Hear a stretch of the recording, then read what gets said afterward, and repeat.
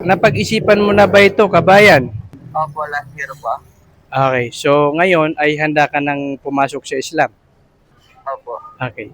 So, tinatanggap mo ba, kabayan, na walang Diyos na dapat sambahin kundi si Allah lamang?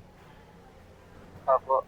Tinatanggap mo rin ba na si Hesu Kristo ay hindi siya Diyos at hindi rin Panginoon, bagkus siya ay tao lamang at propeta at sugo ng Diyos? Tinatanggap mo ba yon?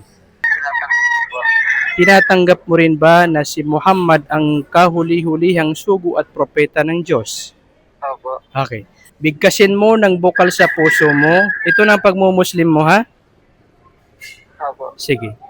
Ashhadu Ashhadu alla alla ilaha ilaha illa illa Allah Allah wa ashhadu wa ashhadu anna anna Muhammadan Muhammadan Abdullah Abdullah wa rasuluhu.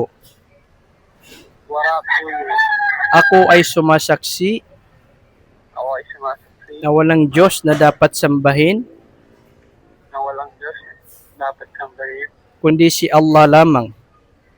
kundi si Allah lamang. At ako rin ay sumasaksi At ako rin na si Muhammad na si Muhammad ay sugo ni Allah. ay sugo ni Allah. Okay, kabayan, kung yan ay binigkas mo ng buong puso mo at walang pag-alinlangan, ay Muslim na po kayo ngayon. So, pag-aaralan niyo po ang mga alituntunin ng Islam para ito'y maisabuhay mo, ha? So, ipa-follow up kita maya-maya, ha? Opo. Sige, kapatid. So, ngayon ay Muslim ka na, ipagpatuloy mo lang ito. Sige, kapatid, magandang araw at sumayo nawa ang kapayapaan.